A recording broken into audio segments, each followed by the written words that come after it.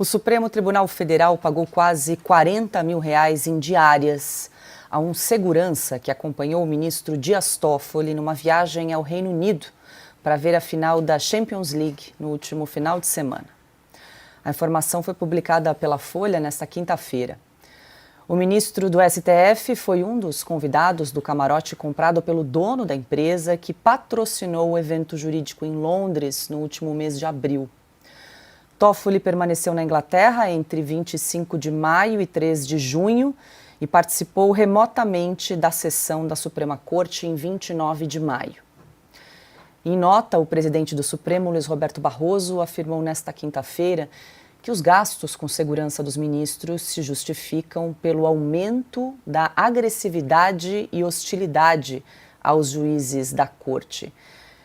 Carlo Cauti, vale lembrar que, somado a esses quase 39 mil, quase 40 mil do segurança do Toffoli para acompanhá-lo numa final de jogo de futebol na Inglaterra, o STF, todos nós pagadores de impostos, já havíamos desembolsado quase R$ 100 mil para pagar um segurança que também acompanhou o ministro Dias Toffoli em eventos jurídicos que foram realizados aí na Europa recentemente, em Londres e também em Madrid. Pois é, né, Paula? E é o mesmo Toffoli que criticou, né, nas últimas semanas as reportagens sobre as viagens dos ministros, dizendo que eram inadequadas, né? O mesmo Toffoli que hoje o Financial Times apontou como principal responsável do fim da luta contra a corrupção no Brasil.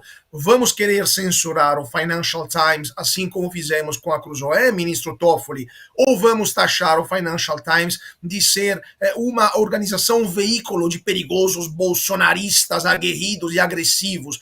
Ou vamos encarar a realidade e do que o Supremo Tribunal Federal simplesmente está transformando o Brasil no paraíso dos corruptos, onde multas bilionárias são anuladas com uma canetada, onde esposas de ministros do Supremo defendem empresas e empresários que corromperam políticos, dezenas de políticos, 350 políticos foram denunciados pelos mesmos empresários e mesmo assim essas multas bilionárias foram anuladas com uma canetada pelo próprio Toffoli, por sinal. Ou seja, está tudo errado. Ou melhor, como diz o Silvio Navarro, isso é puro suco de Brasil. E no caso específico, pagamos R$ 39 mil.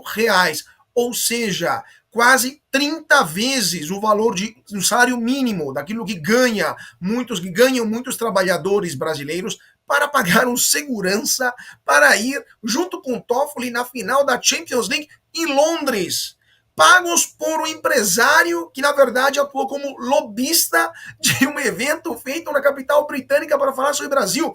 Assim, vocês imaginam o que aconteceria se um juiz de uma Corte Suprema dos Estados Unidos, da Alemanha, da Espanha, de Portugal, do Japão, se encontrasse numa situação dessa?